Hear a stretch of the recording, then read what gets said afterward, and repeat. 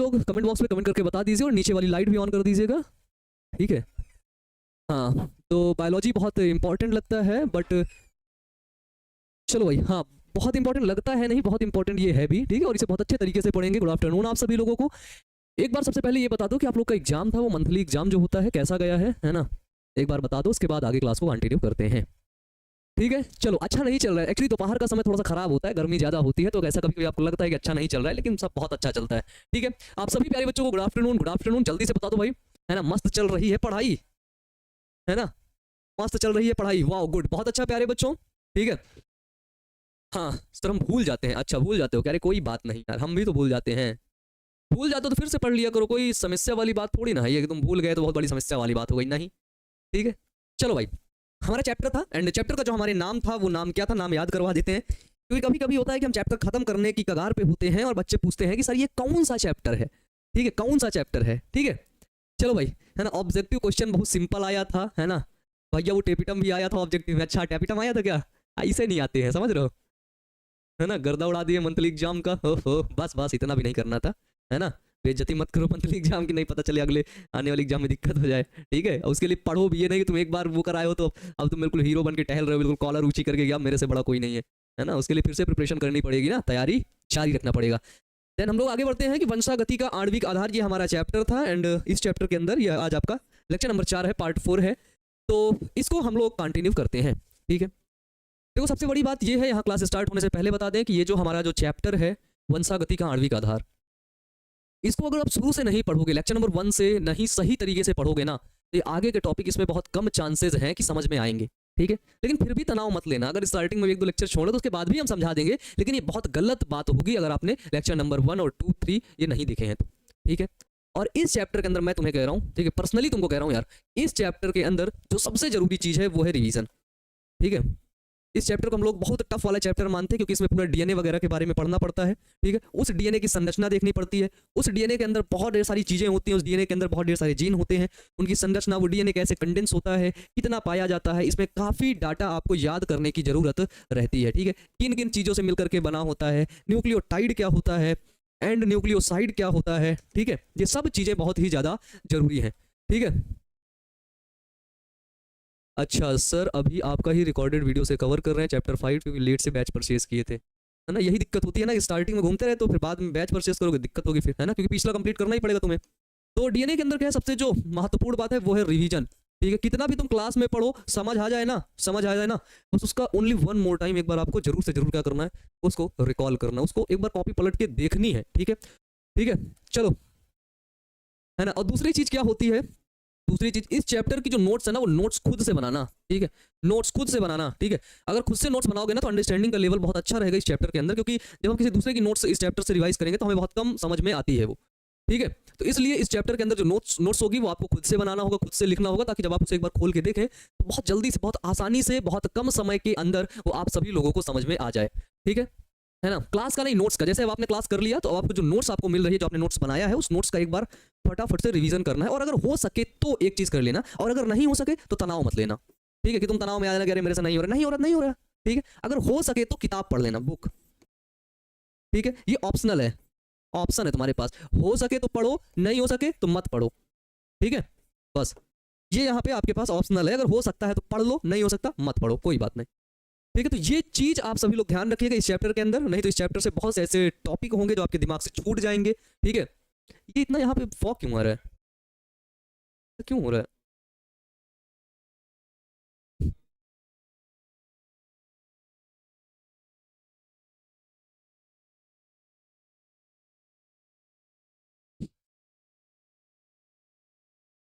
ठीक है, चलिए, हाँ, चलो बहुत अच्छा है, ठीक है। तो बस बस ये ऑप्शनल मैंने दिया है कि अगर तुम्हारे पास एक ऑप्शन है तुम इसे पढ़ सकते हो बुक, अगर पढ़ना चाहते हो तो, नहीं पढ़ना चाहते तो कोई दिक्कत की बात नहीं है, ठीक है। फटाफट से डीएनए का जो मैंने टॉपिक बताया था, अच्छा बताओ डीएनए में थाइमीन पाया जाता है कि यूरेसिल पाया जाता है, इस चीज को बताओ, पहली चीज। दूसरी चीज, ये क्वेश्चन है, पहला क्वेश्चन आज आप सभी लोगों के लिए, दूसरा क्वेश्चन ये है कि न्यूक्लियोटाइड, नॉट साइड, न्यूक्लियोटाइड में क्या क्या होता है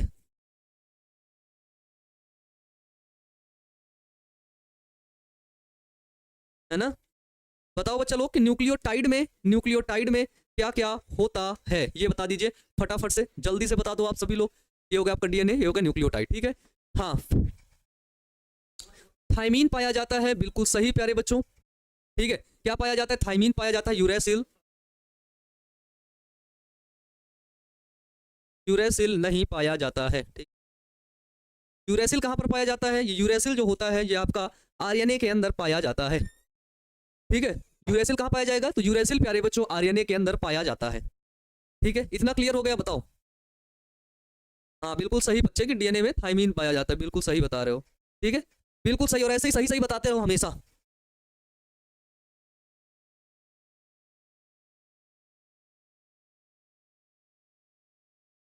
ठीक है, चलो ऐसे ही सही सही आप सभी लोग बताते रहो प्यारे बच्चों, और हमें उम्मीद है कि आप सभी लोग बहुत बहुत समझ में आ रहा है, ठीक है। सर कल क्लास क्यों नहीं चला था? कल नहीं चला था क्योंकि हम नहीं थे थोड़ा सा, ठीक है।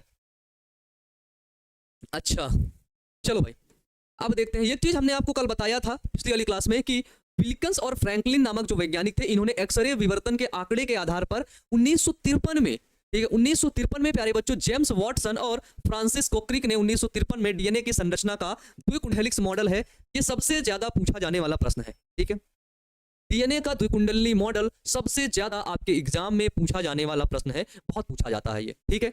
अब अगर हम देखें तो किरचॉफ वो चारगाफ का नियम हमने कल आपको बता दिया था नेक्स्ट क्लास में। चारगाफ का नियम क्या होता है? हमने क्या बताया कि प्यूरीन जितना होगा, प्यूरीन बराबर पिरिमिडीन होता है, ठीक है ना। अगर एडेनिन मान लो, अगर एडेनिन 50 है, ठीक है, तो आपका थाइमीन कितना होगा? थाइमीन भी 50 ही होगा, ठीक है। प्यूरीन बराबर पिरिमिडीन की, ये है आपका चारगाफ का नियम, ठीक है। चारगाफ ने 1950 में यह बताया कि प्यूरीन तथा पिरिमिडीन की मात्रा एक दूसरे के बराबर होती है, ठीक है। प्यूरीन तथा जो है पिरिमिडीन की जो मात्रा होती है वो क्या होती है? वो आपकी एक दूसरे के बराबर होती है, ये चीज ध्यान रखिएगा। इसके बाद क्या है, जो आपका जो क्वेश्चन है समझ लो, जो आपको बहुत इंपॉर्टेंट है वो ये है, क्योंकि यहां से क्वेश्चन आएगा कि डीएनए की द्विकुंडली संरचना डुअल हेलिक्स मॉडल का वर्णन कीजिए। बहुत महत्वपूर्ण प्रश्न है ना, समझ लो इसको, तो तुम्हें याद करना ही करना, कुछ भी हो जाए। और ये मुझे ऐसा लगता है कि 10th के अंदर भी ये क्वेश्चन पूछा जाता है, लेकिन उसका लेवल थोड़ा हल्का रहता है ना, है ना। 10th के अंदर भी ये क्वेश्चन पूछा जाता है, उसका लेवल कैसा रहता है? उसका लेवल थोड़ा हल्का रहता है, ठीक है। बताओ बताओ भाई, क्लियर भैया? ठीक है, आप देखो, चलो भाई। 1953 में क्या हुआ कि 1953 में जेम्स वाटसन, एक वाटसन वैज्ञानिक थे और क्रिक थे, ये यहाँ पे हम इस वैज्ञानिक को दिखाए हुए हैं, ये हमारे जेडी वाटसन एंड ये फ्रांसिस्को क्रिक, ठीक है। ये डीएनए को ऐसे टांगे हुए हैं बना करके, ठीक है। तो क्या बताया कि जेम्स वाटसन और फ्रांसिस्को क्रिक ने डीएनए का द्विकुंडली संरचना का मॉडल प्रस्तुत किया और बताया कि क्या बताया इन्होंने एक चीज यह बताया कि यह दो पूरक पॉलीन्यूक्लियोटाइड श्रृंखलाओं का बना होता है। पूरक पॉलीन्यूक्लियोटाइड श्रृंखला का मतलब ये होता है कि मान लो अगर ये 5' है और ये 3' है, तो इसके पूरक ये 3' होगा और ये कैसा होगा? ये 5' होगा। पूरक पॉलीन्यूक्लियोटाइड श्रृंखलाओं से मिल करके बना होता है, ठीक है। ये बीच में क्या है? बीच में नाइट्रोजनस बेस है, ये समझ गए, ठीक है। जिसका आधार शर्करा और फॉस्फेट का बना होता है। इसका जो मेन आधार है, देखो ये बीच में क्या है? ये बीच में हो गया नाइट्रोजिनस बेस, आपको पता है भाई, पता है ना। और इसका बेस क्या है? इसका आधार क्या है? इसका आधार है शुगर प्लस फॉस्फेट, ठीक है। शुगर प्लस फॉस्फेट प्यारे बच्चों इसका आधार है, ठीक है। तो इसका आधार है शुगर प्लस फॉस्फेट, और ये किससे मिलकर के बना है? ये मिलकर के बना है आपका नाइट्रोजनस बेस से, ठीक है। तो इसके बीच में कौन से बॉन्ड है? नाइट्रोजनस बीच में कौन से बॉन्ड होते हैं आपको पता है ना। डीएनए कहाँ पर पाया जाता है सर? देख लो, पुरानी वाली क्लास नहीं पढ़े ना। डीएनए कोशिका के अंदर न्यूक्लियस में पाया जाता है, केंद्रक में पाया जाता है, ठीक, केंद्रक में। तो इस नाइट्रोजनस बेस के बीच में कौन सा बॉन्ड है? Hydrogen bond. प्यारे बच्चों याद करो हाइड्रोजन बॉन्ड पढ़ाया था मेरे बच्चे, है ना, पढ़ाया था ना। चलो दूसरा पॉइंट देखो, दूसरा पॉइंट क्या होता है? हमने मेनली इसमें यही चीज पढ़ा। मैंने एक संरचना आपको ये वाली बताई होगी कि sugar phosphate, sugar phosphate, sugar phosphate, sugar phosphate, sugar phosphate, sugar phosphate, sugar phosphate, sugar, है ना। ये एक चेन है मान लो, है ना। ये शुगर का है 5' है ना, और ये कौन सा? ये है 3' है ना, फॉस्फेट शुगर का। इधर जो दूसरी चेन है वो भी ऐसे ही बनी, sugar phosphate, sugar phosphate, sugar phosphate, है ना, sugar phosphate, sugar phosphate, sugar phosphate, sugar phosphate and sugar. ये मान लो है 3' ही होगी। ये क्या है? ये है 5'। इसके बीच में शुगर और शुगर के बीच में नाइट्रोजनस बेस जुड़े हुए हैं, ठीक है। डुअल हाइड्रोजन बॉन्ड है मान लो, प्यूरीन पिरिमिडीन है, ठीक है। ट्रिपल हाइड्रोजन बॉन्ड कहाँ पर जुड़े होते हैं ये आपको पता ही है ना। तो मान लो इसकी एक चेन हमारे पास ये है ना। ये क्या हो गया यार, काहे फंस रहा है, टूटेगा क्या भाई, है ना। एक बच्चा अगर केंद्रक में पाया जाता है मेरे दोस्तों, ठीक है ना, जान लो। हाँ केंद्रक में पाया जाता है दोस्तों, केंद्रक में ही, ठीक है। तो एक चेन शुगर फॉस्फेट वाली ये है, ये देखो आधार, और दूसरा आधार ये है, ये देखो। तो ये जो डीएनए होता है ये किससे मिलकर के बना होता है, शुगर और फॉस्फेट से ही तो मिलकर के बना है भाई, हाँ। और बीच में क्या है, बीच में आपके नाइट्रोजिनस बेस है ना। एक चीज याद रखना, ये यहाँ पे 5 डैश सीरा होगा तो ये 3 डैश होगा, और नीचे वाला ये 5 डैश है तो नीचे जाएगा 3 डैश में, और ये 5 डैश में, ठीक है। दूसरा चीज क्या बोलता है ना, दूसरा चीज क्या बोलता है कि दोनों श्रृंखलाएं एक दूसरे के प्रति समानांतर होती हैं, एंटी पैरेलल होती हैं, ठीक है। देखो ये पैरेलल नहीं है, ये समांतर नहीं है कि 5 डैश समांतर, ये होगा कि 5 डैश 3 डैश फिर 5 डैश 3 डैश, ये कैसा है, ये है आपका समांतर पैरेलल, ठीक है। लेकिन ये पैरेलल नहीं, ये एंटी पैरेलल है, ठीक है। ये क्या है, ये आपकी एंटी पैरेलल है। एंटी पैरेलल के लिए क्या करना होगा, ऊपर 3 डैश होगा, नीचे 5 डैश होगा, ठीक है। तो ये जो श्रृंखलाएं होती हैं, ये जो चेन होती है, कैसे होती हैं, ये आपकी प्रति समानांतर होती है, ठीक है, जिसको बोलते हैं एंटी पैरेलल होती है, ठीक है ना। चलो भाई अभी, है ना, अभी प्यारे बच्चों आपके जो क्वेश्चन हैं उन सभी क्वेश्चन का जवाब वीडियो के लास्ट में दे देंगे, पहले आप इसको समझो, है ना, पहले आप इसको समझो फिर बताएंगे, ठीक है। चलो भाई ठीक है, तो ये क्या है, ये हम लोग पढ़ रहे हैं डुअल हेलिक्स मॉडल, ठीक है। डीएनए का क्या है बच्चों, डीएनए का डुअल हेलिक्स मॉडल है, प्रति समानांतर होती है पहली चीज, ठीक है, ठीक है। अब देखो इसके बाद क्या है, एक श्रृंखला में शर्करा के कार्बन 5 से 3 की ओर हो, और दूसरी श्रृंखला में शर्करा के कार्बन जो शुगर है, ठीक है, शुगर का जो कार्बन है 5 कार्बन से मिलकर के बना होता है, कितने कार्बन से बताओ, 5 कार्बन से, ठीक है। तो एक मान लो 3 डैश हो गया, एक 5 डैश हो गया, तो 3 डैश कार्बन पे जुड़ा हुआ है, 5 डैश कार्बन से जुड़ा हुआ है, ठीक है, ये याद रखना। 5 डैश से 3 डैश की ओर दिशा में होंगे, दोनों श्रृंखलाएं विपरीत दिशाओं में स्थित होंगी। ये यहाँ पर हमने बना के दिखाया, ये 3 डैश है बच्चों, ये यहाँ पे जाएगा 5 डैश, ये यहाँ पे आपको देखने को मिला क्या 5 डैश है, ये आगे जाकर के जाएगा क्या, वो जाएगा बच्चों 3 डैश, ठीक है ना। बताओ भाई शर्ट कितने का लाया, अच्छा शर्ट 500 का लाया कितने का, 500 का लाया, हाथ लगा दे एक बार, इतना महंगा शर्ट कैसे लाया, हाथ लगा दे, चलो भाई क्लियर भाई, है ना। चलो वापस आते टॉपिक पे, है ना। 3 नंबर तीसरा पॉइंट उन्होंने क्या बताया कि दोनों रज्जुक, जो दोनों स्टैंड है, एक स्टैंड ये दूसरा स्टैंड ये, जो दोनों स्टैंड हैं, ठीक है, द्विकुंडली क्या है, अरे यार देखो ये एक कुंडली है, ये देखो ये दूसरी कुंडली है, ये दोनों कुंडली, ये एक है इधर 5 डैश, ध्यान से सुनना 5 डैश, ये भी है 5 डैश, ये है इधर 3 डैश, और ये भी है यहाँ पर क्या 3 डैश। अभी ये डीएनए नहीं बना है, ठीक है। अब ये एंटी पैरेलल होती है, और एंटी पैरेलल हो करके ये दोनों कुंडली आपस में मिल करके डीएनए का निर्माण करती है, ठीक है, ये देखो, ठीक है। हमने क्या देखा, ये है आपका 5 डैश, बोले ठीक है भाई 5 डैश है, ये 5 डैश सीधा लास्ट में कहाँ मिलेगा, 3 डैश में, ये इसके प्रति समानांतर है, तो यहाँ पे क्या होगा, यहाँ पे 3 डैश होगा, और ये होगा 5 डैश, ठीक है।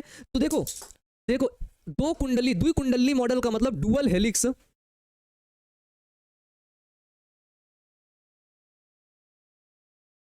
डुअल हेलिक्स मॉडल का मतलब इसमें एक कुंडली ये है, एक कुंडली ये, दूसरी कुंडली ये, ठीक है। तो इसी को बोलते हैं, ठीक है ना, इसी को बोलते हैं द्विकुंडली मॉडल, है ना।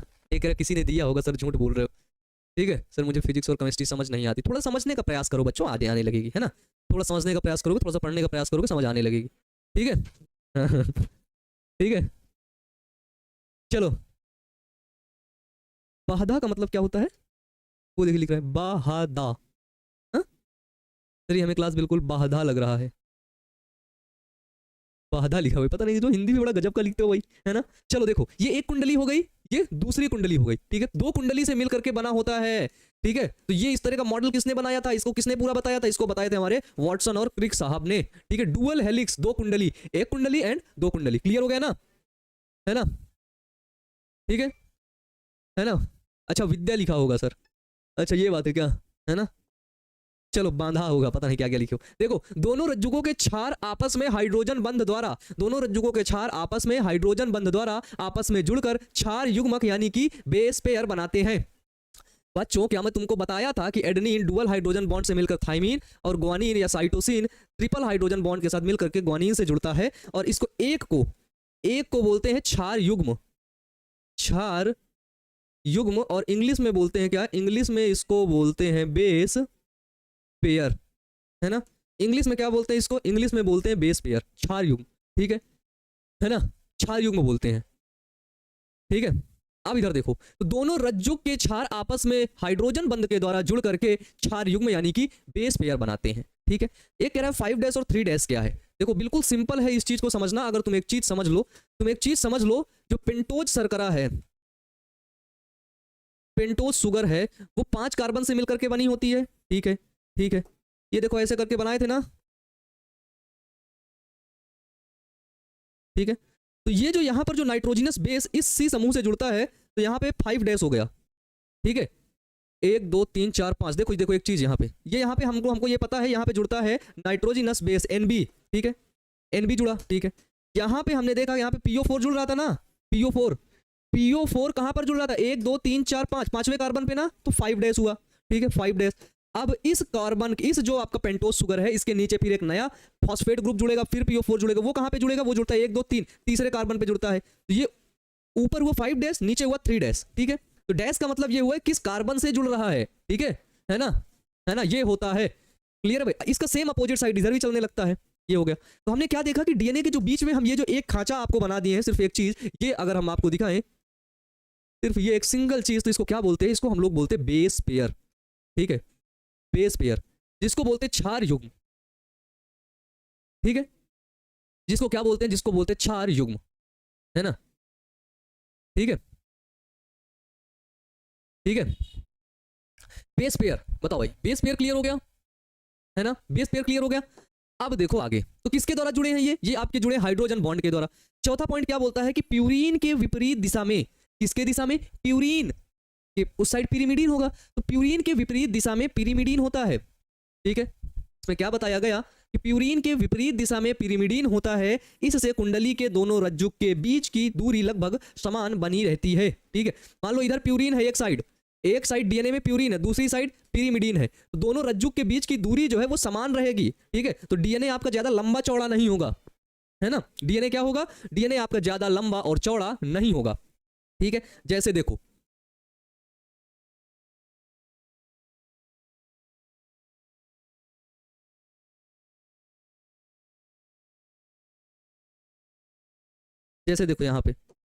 यहाँ पे एक है हमारे पास क्या, एडनीन, ठीक है भाई, एडनीन। तो एडनीन डुअल हाइड्रोजन बॉन्ड के साथ थाइमीन से जुड़ेगा, आपको पता है, ये देखो। फिर है ग्वानिन, ट्रिपल हाइड्रोजन बॉन्ड के साथ साइटोसिन से जुड़ेगा। फिर है यहाँ पर एडनीन डुअल हाइड्रोजन बॉन्ड के साथ थाइमीन से जुड़ेगा। तो क्या बोलता है कि इनके जो बीच की दूरी है, ठीक है, ये एक क्या है, ये आपका एक बेस पेयर है, ये दूसरा बेस पेयर है, और ये तीसरा बेस पेयर है, ठीक है, ये बेस पेयर है, ठीक है। तो इनके बेस पेयर की जो डिस्टेंस होगी, है ना, दूरी कितनी होगी, समान, ठीक है, दूरी होगी समान, क्योंकि देखो इनका बेस पेयर बिल्कुल सेम है। जब सेम बेस पेयर है तो इनकी डिस्टेंस कितनी होगी, समान होगी हमेशा।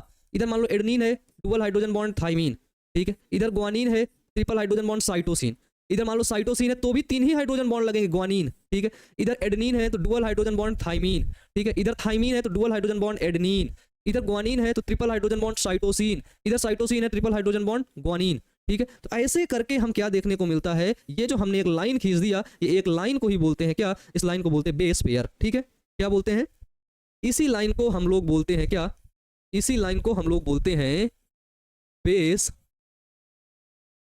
पेयर, जिसको बोलते हैं क्या बच्चों, तो जिसको बोलते हैं क्षार युग्म, ठीक है ना। चलो भाई ये क्लियर हो गया, है ना। अब देखो, तो ये जो बताया गया कि प्यूरीन के विपरीत दिशा में पिरिमिडीन होता है, क्या होता है बच्चों, कि प्यूरीन के विपरीत दिशा में दूसरी तरफ क्या होगा, वो होगा पिरिमिडीन, ठीक है। तो दोनों रज्जुक के बीच की दूरी लगभग समान बनी रहती है।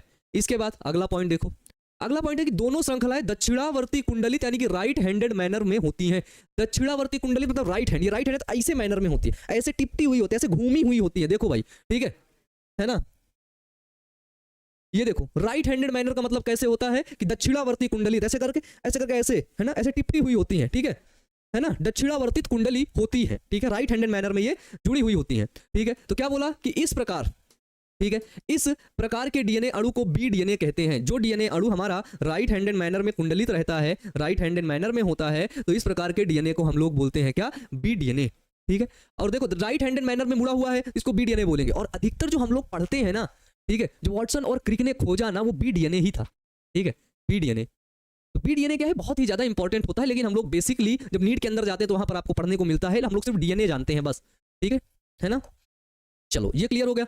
इसके बाद 6 पॉइंट क्या बताया कि कुंडली का जो पिथ होता है वो 3.4 नैनोमीटर का होता है। ठीक है, कुंडली का पिथ 3.4 नैनोमीटर व प्रत्येक घुमाव में लगभग 10 क्षार युग्म मिलते हैं। ठीक है, 10 क्षार युग्म। देखो पिथ के लिए क्या बोला है, एक चीज तुम्हें मैं अगर यहाँ पे दिखाऊं तो सबसे पहले मैं एक इमेज बनाता हूं, है ना।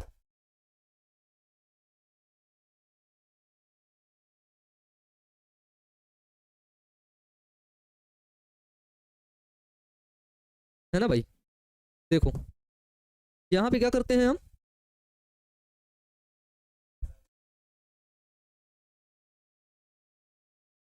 थाइमीन एडेनिन इसको लिख लेते हैं।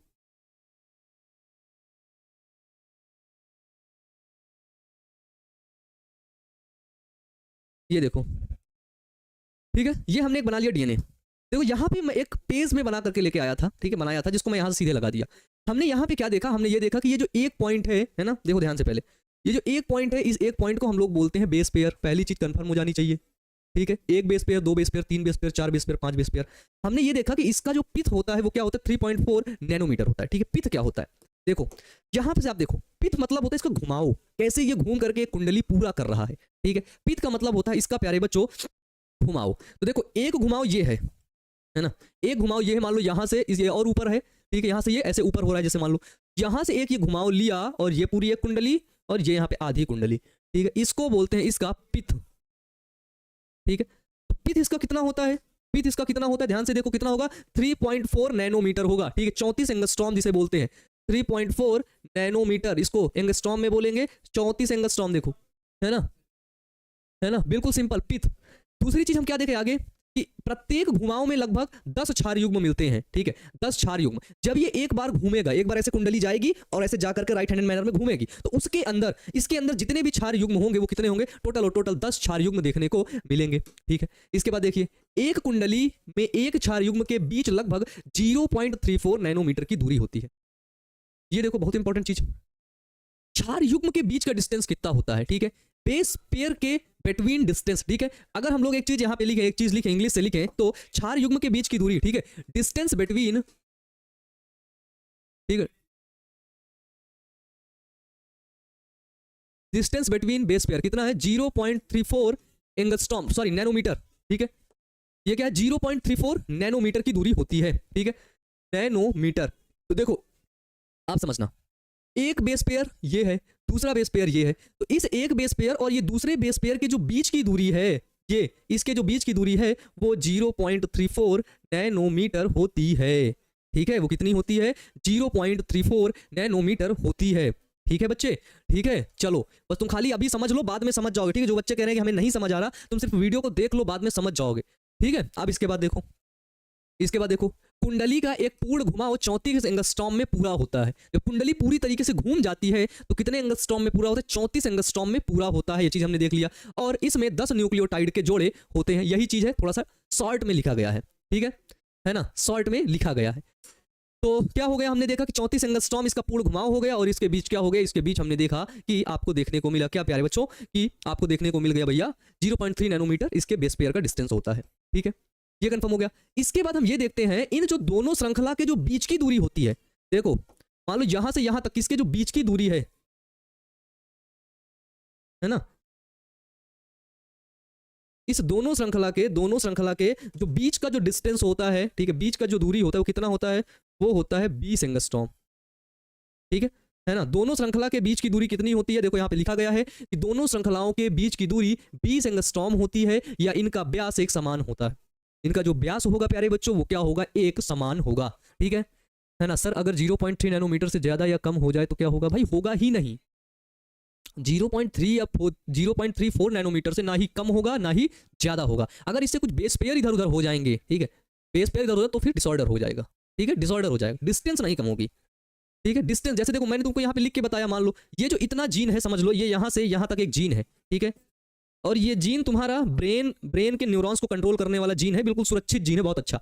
यहाँ पे ये एडेनिन हट करके यहाँ पे सिर्फ थाइमीन आ जाए तो क्या होगा, यहाँ पे थाइमीन आ गया तो नीचे वाला हो जाएगा एडेनिन। ये एक बेस पेयर अगर तुम्हारा चेंज हो जाएगा ना, तो तुम्हारा दिमाग जो तुम्हारा जो स्वस्थ दिमाग का विकास होने वाला था वो नहीं होगा, तुम एक रोगी हो जाओगे सिर्फ एक के चेंज होने से, ठीक है। सिर्फ एक के चेंज होने से इतना बड़ा फर्क देखने को मिलता है, ठीक है। हाँ सर आप बहुत अच्छा डीएनए बनाते हैं, अच्छा चुरा मत ले जाना भाई, ठीक है। क्लियर हो गया। 20 एंगस्ट्रॉम का घुमाव होता है, इसलिए 2 प्यूरिन या 2 पिरिमिडीन आपस में युग्म नहीं बनाते हैं, ठीक है। यानी कि देखो इस साइड होगा, इस साइड अगर प्यूरिन है, ठीक है, तो इधर आपका पिरिमिडीन ही होगा, ठीक है। इधर आपका प्यारे बच्चों पिरिमिडीन ही होगा, एक चीज ध्यान रखना, ठीक है। कभी प्यूरिन और प्यूरिन आपस में नहीं मिलेगा, प्यूरिन और प्यूरिन तुम्हें लगे आपस में मिल जाए तो डिस्टेंस गड़बड़ा जाएगा, मिलेगा ही नहीं, ठीक है। या फिर पिरिमिडीन और पिरिमिडीन आपस में नहीं मिलेगा, है ना। पिरिमिडीन और पिरिमिडीन भी आपस में क्या होगा बच्चों, नहीं मिलेगा, ठीक है भाई, ठीक है। बताओ ये नहीं मिलेगा, यही बस मिलेगा प्यूरिन और पिरिमिडीन। तभी जो इसके बीच का जो डिस्टेंस है, ठीक है, तभी जो इसके बीच की जो दूरी है वो क्या होगी, दूरी समान होगी, है ना। तभी उसके बीच की दूरी प्यारे बच्चों समान होगी, है ना। चुरा लेंगे भैया, चुराओ फिर बताते हैं है ना, चुराओ फिर बताते हैं, एक बार चुरा के दिखाओ, ठीक है। ये क्लियर हो गया कि नहीं बताओ भाई। ये देखो ध्यान से देखो इस चीज को, ध्यान से देखो सभी लोग, और इसको नोट डाउन करो फटाफट से, फटाफट से प्यारे बच्चों नोट डाउन करो सभी लोग, ठीक है। सभी लोग इसको एक बार नोट डाउन करिए, ठीक है ना। सर डीएनए की लंबाई कितनी होती है, अभी आगे बता रहे हैं, ठीक है। आगे डीएनए की पैकेजिंग पढ़ाएंगे तो वहां पर बताएंगे आपको कि डीएनए आपका कोशिका में कितना लंबा होता है, ठीक है। और अगर लंबाई निकालना है तो तुम एक तरीके से निकाल सकते हो, एक तरीके से निकाल सकते हो। ह्यूमन के अंदर आपको एक चीज पता चल गया है कि एक हैप्लॉइड सेल के अंदर कितना डीएनए होता है, कितने बेस पेयर होते हैं, बताओ कितने बेस पेयर होते हैं। पिछली क्लास में बताया था ना भाई, पिछली क्लास में तुमको मैं बताया था, है ना। पिछली क्लास में मैंने तुमको एक चीज बताया था कि एक हैप्लॉइड सेल के अंदर, एक अगुड़ी सेल के अंदर 3.3 × 10⁹ बेस पेयर होता है भाई। आप बोलोगे जी भैया, ठीक है। एक बेस पेयर के जो बीच की दूरी होती है, ठीक है, एक बेस पे जो 2 बेस पेयर होते हैं उनके जो बीच की डिस्टेंस है, वो जो बीच की दूरी है वो कितनी है, 0.34 नैनोमीटर, ठीक है। 3.3 × 10⁹ base pair BP into 0.3 nanometer, एक बेस पेयर की दूरी निकाल लो, जितना आएगा वही आपका आंसर होगा एक हैप्लॉइड डीएनए की लंबाई, ठीक है ना। ये आप पहले बताओ इतना आपको समझ में आया कि नहीं, ठीक है ना। क्योंकि ये जो डीएनए का डुअल हेलिक्स मॉडल था ये बहुत ही ज्यादा इंपॉर्टेंट है, ठीक है। हाँ सर डीएनए के खंड को जीन कहते हैं, बिल्कुल जीन कहते हैं, है ना, बिल्कुल जीन कहते हैं हैप्लॉइड सेल के अंदर, ठीक है ना, है ना तुम लोग बहुत मस्ती कर लेते हो ना, है ना। ऑफलाइन वाले टीचर्स इतना कर नहीं पाते होगे, तुम्हें बहुत मजाता होगा। बताओ भाई इसको बनाओ जल्दी से, ठीक है। सर आप इतना अच्छा डीएनए कैसे बना लेते हैं, चाहे कितना ही अच्छा क्यों ना बना लो, लेकिन हमेशा खराब ही बनता है। अच्छा आप हमेशा कितना भी अच्छा क्यों बना लो, हमेशा खराब बनता है। कोई बात नहीं, आप थोड़ा थोड़ा प्रैक्टिस करेंगे बच्चे बनने लगेगा, ठीक है। एक दिन में नहीं बनेगा, है ना, एक दिन में यकीन मानो नहीं बनेगा, लेकिन अगर आप प्रैक्टिस करना नहीं छोड़ोगे तो एक ना एक दिन जरूर बनेगा, ठीक है। कोई भी चीज़ें हैं अगर आपको नहीं आ रही तो बच्चे एक दिन में कोई भी चीज़ नहीं होगा, ठीक है। ये चीज़ ध्यान रखना। चलो बताओ फटाफट से कमेंट करो भाई, सभी लोग कमेंट करके बताओ, उसके बाद ही हम लोग आगे बढ़ेंगे। अगर तुम लोग कमेंट कहीं करोगे तो नहीं आगे बढ़ेंगे। एक बच्चे के सर कुछ समझ नहीं आ रहा है, बच्चे तुम कुछ समझो नहीं अभी, ठीक है ना। तुम अभी कुछ भी मत समझो, समझ रही हो, तुम बस थोड़ा सा इसको सिर्फ पढ़ लो, बस एक बार पढ़ लो। और बच्चे तुम एक बार पढ़ कर, मैं जो कह रहा हूँ इसको बस सुन लो, बस एक बार पढ़ लो। तुम बस ये सोचो कि बस मुझे पढ़ना है, बस समझ आए ना आए वो मुझसे फर्क नहीं पड़ता, बस एक बार पढ़ना है। और पढ़ने के साथ साथ तुम एक नोट्स बना लेना, नोट्स, है ना बच्चे। जब इसके बाद तुम जब नोट्स को पढ़ोगे तो एक एक कॉन्सेप्ट आपको समझ में आएगा, ठीक है। बताओ भाई क्लियर हो गया सबको, है ना। इतना बड़ा याद कैसे करेंगे सर, ओहो याद कैसे करेंगे, अरे कोई दिक्कत नहीं होगी भाई, बहुत आसान है, याद हो जाएगा, है ना, बहुत सर बहुत अच्छे से समझ में आ रहा है, यस भैया समझ गए,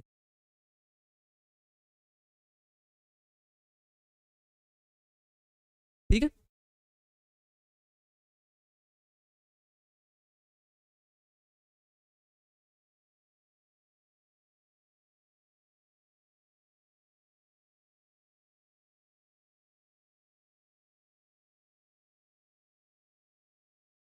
है ना, हाँ अरे देख लो भाई, ठीक है। क्या सर हर सेल में होता है, हाँ बच्चे हर सेल में होता है, यही समझने वाली बात है ना।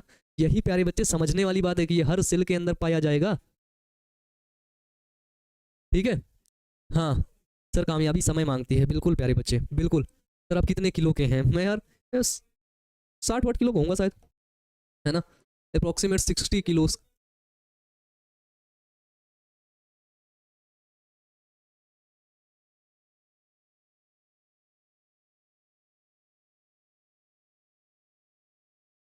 ये देखिए, यहाँ पे आप देखेंगे तो आपको देखने को मिलेगा कि इनके जो 20 की दूरी है वो 20 एंगस्ट्रॉम है। ठीक है, 20 एंगस्ट्रॉम को यदि हम नैनोमीटर में निकालेंगे तो वो 2 नैनोमीटर होगा।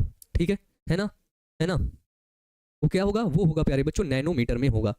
ठीक है, चलो भाई। अच्छा सर हम यूपी बोर्ड के स्टूडेंट हैं। अच्छा यूपी, अच्छा ये बात है क्या? गुड प्यारे बच्चों, बहुत अच्छा। ठीक है, हमने आपको पहले ही बता दिया था यार कि अब क्लासेस बैच के अंदर तुम लोग एनरोल हो जाओ, यहीं पे आकर के पढ़ाई करते हैं, है ना। पहले ही आप सभी लोग को इन्फॉर्मेशन दे दिए थे, यूपी बोर्ड वाले बच्चों को भी। ठीक है, तो बहुत अच्छा प्यारे बच्चों। सर जी शर्ट कितने का लिए हैं? 500 रुपये का लिए, 500 रुपये का। ठीक है सर, तब तो आप फिट है सर। हाँ, हर सेल में ऐसा ही होता है, बिल्कुल ऑफ कोर्स हर सेल में ऐसा ही होता है। तो 20 एंगस्ट्रॉम इसके बीच की दूरी, इसका जो क्षार युग्म है जो बेस पेयर है 0.34 नैनोमीटर की डिस्टेंस होता है। तो बेस पेयर के बीच की दूरी 0.34 नैनोमीटर। ठीक है, इसका पिच कितना होता है? इसका पिच जो होता है, ठीक है, 3.4 नैनोमीटर होता है। एंगस्ट्रॉम में 34 एंगस्ट्रॉम होता है। ठीक है, ये देखो इन 34 एंगस्ट्रॉम के बीच में ही 10 बेस पेयर पाए जाते हैं, ये याद रखना। ठीक है, यहीं पर कितने बेस पेयर होंगे?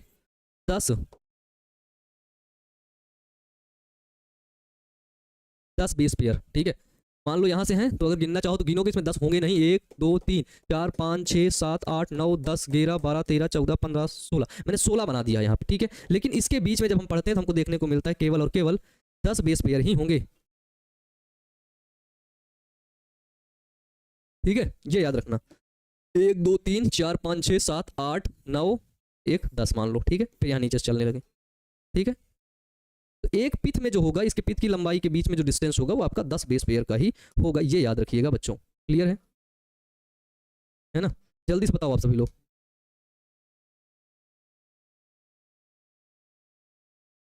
है ना, चलो। सर 12th में कितना मार्क्स लाना होगा 80 वालों के लिए नीट का एग्जाम देना है तो? ठीक है, हाँ अच्छा, नीट के लिए अगर नीट के लिए प्रिपरेशन करते हो तो उसका मिनिमम क्राइटेरिया 50-55% रहता है, 60%, है ना। 50-55%, 60%, इतना ही आपका जो है वो होगा, डिस्टेंस होगा। ठीक है, तो इतना अगर होगा तो आप क्या हो जाएंगे? आप एलिजिबल हो जाते हैं। ठीक है, हाँ। ए भाई तुम यार बेइज्जती कर रहे हो, क्या कर रहे हो? सर द्विकुंडली डीएनए क्या है? एक्चुअली डीएनए में 2 कुंडली होती है बच्चे। मैं तुम्हें कैसे, अब मैं तुम्हें समझाऊं। देखो एक चीज समझना, रुकना भैया, रुकना, इधर कोई रुकना, कहीं मत जाना तुम। अभी रुक, तेरे को समझ में आएगा भाई, अभी तो रुक भाई। देख इधर देख, ये एक कुंडली है ना, ये एक कुंडली है। ठीक है ना, ये एक कुंडली है, ये एक दूसरी कुंडली है। ये क्या है? ये एक दूसरी कुंडली है। ठीक है ना, ये एक कुंडली है, ये एक दूसरी कुंडली है। बताओ क्लियर हो गया? एक सेकंड रुको, हम किसी को बुलाते हैं यहाँ पे। अरे प्रिंस सर आप आइए ना, बस 1 मिनट के लिए, बस 1 मिनट के लिए। ठीक है, देखो प्रिंस सर भी साथ में है ना, है ना, आ जाओ भाई, प्रिंस सर के साथ बढ़िया कुछ कर लेते हैं। सर देखिए, ये एक हेलिक्स है, कुंडली। इसको सर आप पकड़िए।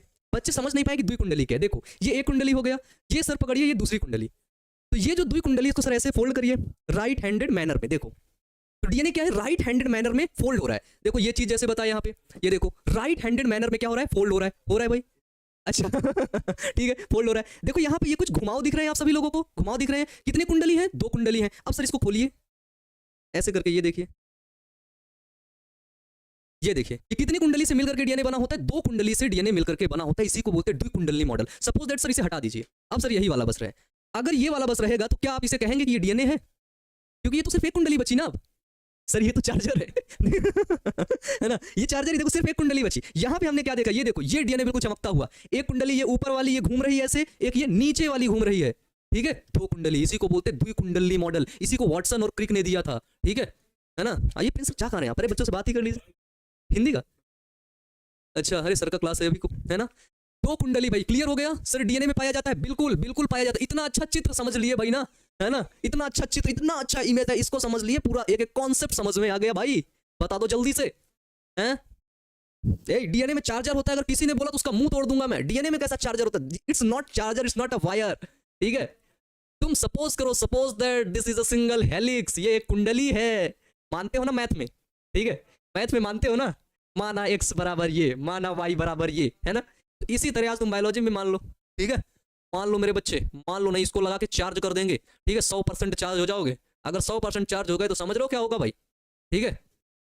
चलो भाई, ठीक है, देखो क्या बोल रहे कि प्रिंस सर वाटसन है और आप क्रिक है, अच्छा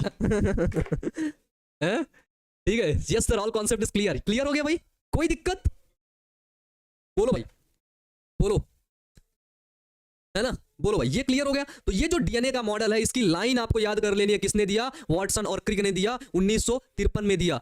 और फिर इस डीएनए की द्विकुंडली मॉडल के लिए अभी 1953, है ना, आपके पापा की उम्र में नहीं, आपके बाबा, नॉट आपके बाबा 1953 में रहे होंगे शायद। अगर वो जिंदा हो तो उनसे पूछिएगा कि आपकी डेट ऑफ बर्थ कितनी है ना। अगर वो बाबा आपके जिंदा हो तो आप पूछिएगा कि आपकी डेट ऑफ बर्थ कितनी, वो बताएंगे मेरी डेट ऑफ बर्थ 1920 है, 1925 है, ठीक है ना। तो यहां पे क्या देखा कि 1953 में बच्चे जेम्स वाटसन और क्रिक ने डीएनए की द्विकुंडली संरचना का मॉडल प्रस्तुत किया। कब किया, 1953 में, है ना। उस समय वाटसन और क्रिक डीएनए की कुंडली का मॉडल प्रस्तुत कर रहे थे, रिसर्च कर रहे थे, और आपके गांव के लोग बैठ करके इधर उधर खुराफात कर रहे थे, ठीक है ना। आपके गांव के लोग इधर उधर टहल रहे थे, है ना। आपके आसपास के लोग यहाँ वहां मक्कारी कर रहे थे, इसकी बुराई कर रहे थे, उसकी बुराई कर रहे थे, है ना। इसके पीछे पड़े थे, उसके पीछे पड़े थे, ठीक है ना। जीवन में एक चीज याद रखना हमेशा, अगर तुम्हें सच में लिटरली तुम्हें आगे बढ़ना है ना, लिटरली तुम्हें आगे बढ़ना है ना, तो उसका सिर्फ और सिर्फ एक सिंगल फॉर्मूला है ना। और वो फॉर्मूला ये है कि बस तुम सच बोल दो, बस, ठीक है, बस सच बोल दो हमेशा।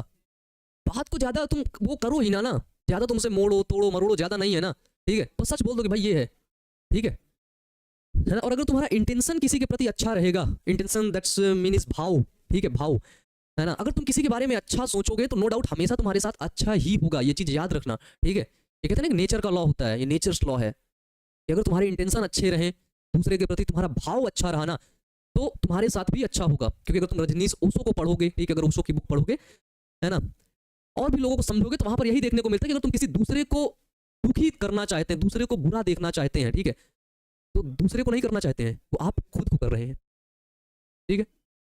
आप खुद को बुरा कर रहे हैं, आप खुद का धक्का दे रहे हैं, दूसरों के लिए गड्ढा खोद रहे हैं तो उस गड्ढे में आप गिरेंगे, वो नहीं गिरेगा, ठीक है। शायद उस दिन वो एरोप्लेन से निकल जाए, है ना।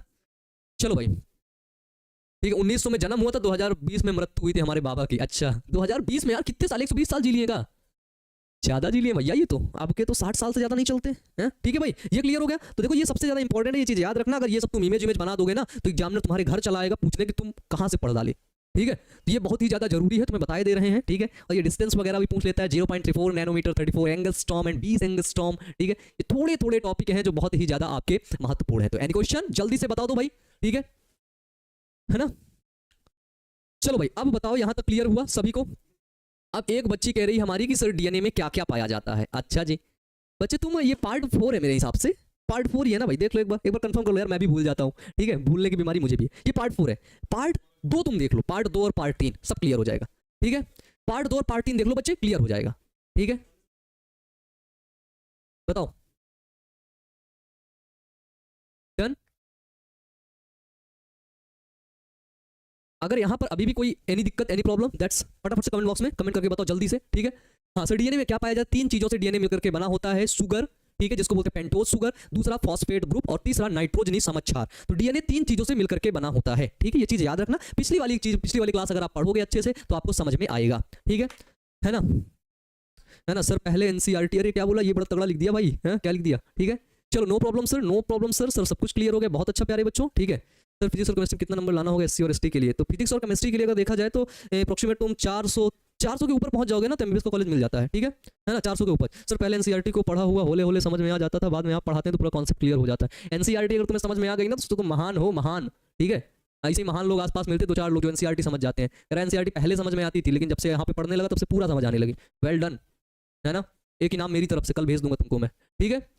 हाँ एक सर मेरे दादाजी सुन रहे हैं, दादाजी से बोल रहे हैं सुन रहे हैं तो ठीक है भाई। चलो भाई, अगर और कोई दिक्कत है तो बताओ। 6 मंथ में बायो खत्म कर सकते हैं, बिल्कुल खत्म कर सकते हैं भाई। हाँ बायो तो 3 महीने में पढ़ के खत्म कर सकते हो, 2-3 महीने, ठीक है। चलो भाई, लेकिन डिटेल से नहीं पढ़ पाओगे फिर वहां से, ठीक है। चलो डन, क्लियर हो गया यहाँ पे।